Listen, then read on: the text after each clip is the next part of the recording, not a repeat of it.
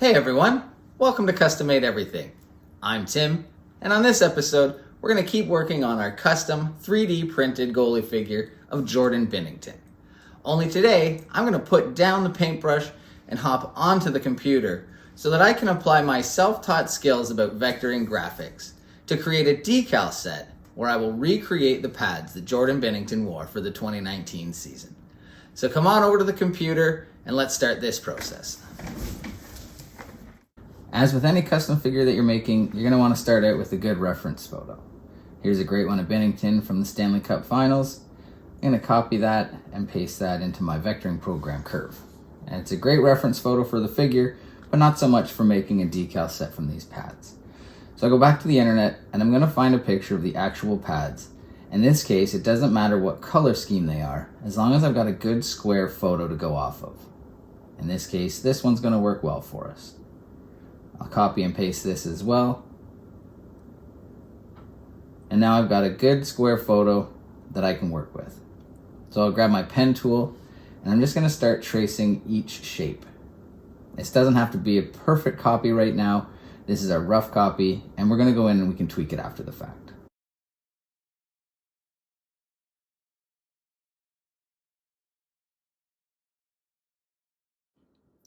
One more shape to go. There we are, all traced in. And I'm going to turn off my reference photo, and as you can see, we've got a decent image to work with here. I want to square it up though, so I'm going to add some guides, both horizontal and vertical.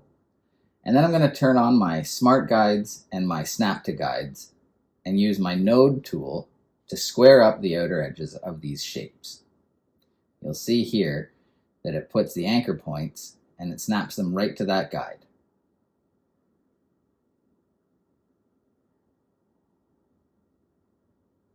So I'll go around and do the whole perimeter and we'll end up with a nice square image.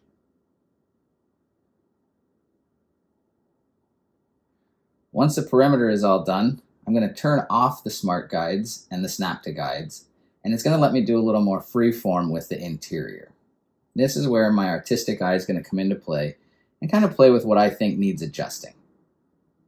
We didn't have a perfectly square picture to trace, so our images that we traced aren't going to be perfect. Now I've got a goalie pad that I like. I'm going to turn my reference photo back on. We're going to start coloring these shapes in. And because these are vector images, it's very easy to change the colors on them.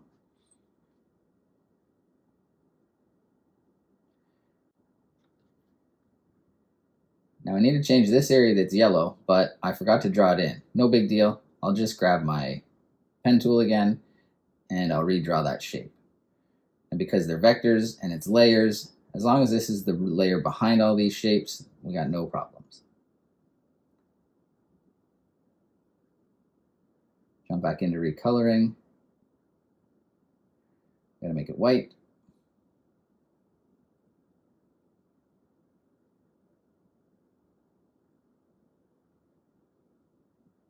And I gotta move that layer I made. I gotta drop it behind and voila, we have white again. We have one more shape. We're going to change this one to blue, just like on his pads. And there, now we've got our top corner or our top section of the pad looking right. Now let's address this. So on the white pads, it may look white, but it actually does have these patches on there. So in order to accomplish that look, we're going to put a stroke around the shapes that I created and remove the fill.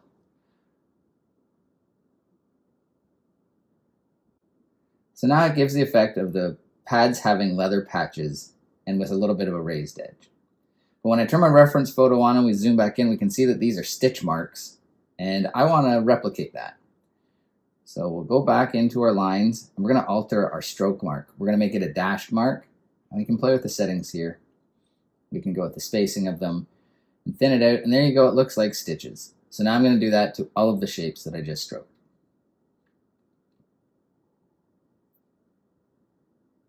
And as you can see, it's starting to look pretty good. Turn our reference on and realize we need some logos on there.